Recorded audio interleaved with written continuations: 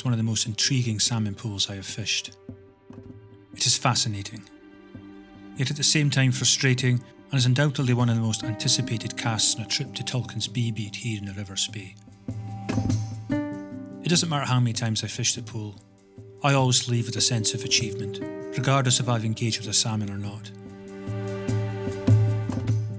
It's a tricky cast, a demanding pool to cover with a fly, and it's never quite the same twice. The pace of the water, the colour, the height are all factors that will affect any pool, but with the boat pool it's something else, something that I can't quite put my finger on.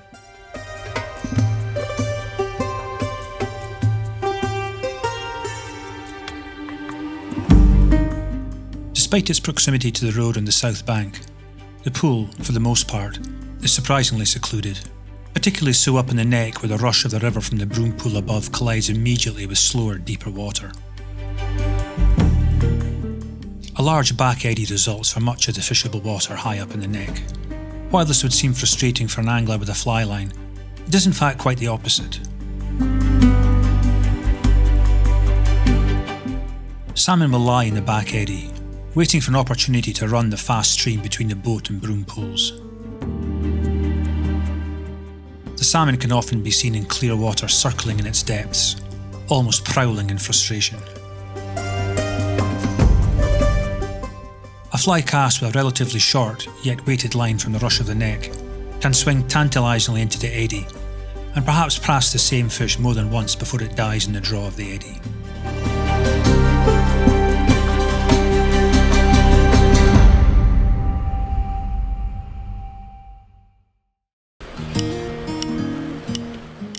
Playing a salmon in a deep eddy is an exciting prospect.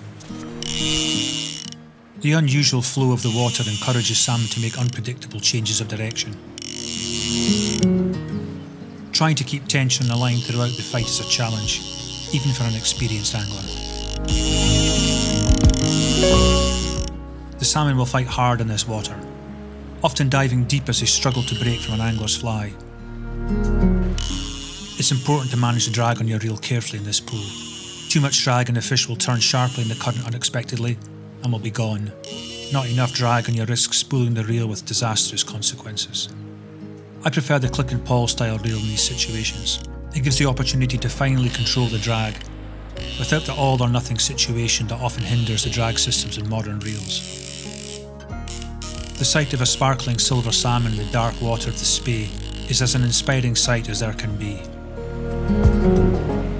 The rush of excitement as the silver flashes towards the surface and the angler gets a first glimpse of its shining flanks is an inspiring sight. It's enough to put a quiver in the hands of even the most experienced angler. The fight intensifies and the draw of the fish becomes overwhelming. It doesn't matter how many salmon anglers caught that day, that season, or in a lifetime. The excitement and joy of a fish in the hand is as strong as it was with the angler's first ever salmon.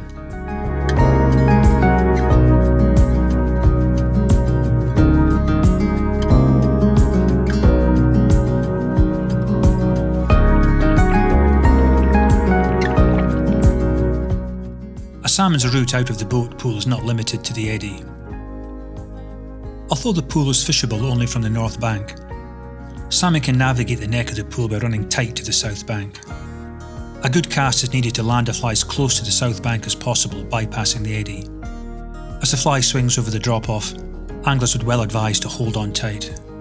A salmon take on a long line in this situation is something that will remain in an angler's memory for a lifetime.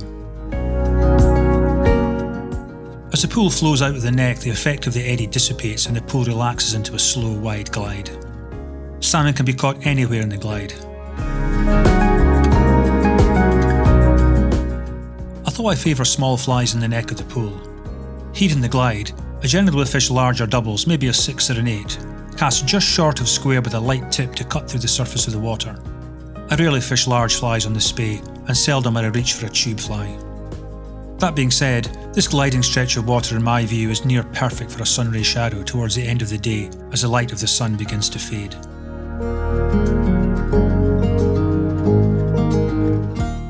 From neck to tail, the boat pool is a delightful pool to fish the fly, with a good chance of a fish anywhere along its length. The pool is particularly productive from late spring and through the summer months, but I would struggle to walk past it any time without casting a line. Such is the lure of this fine salmon pool.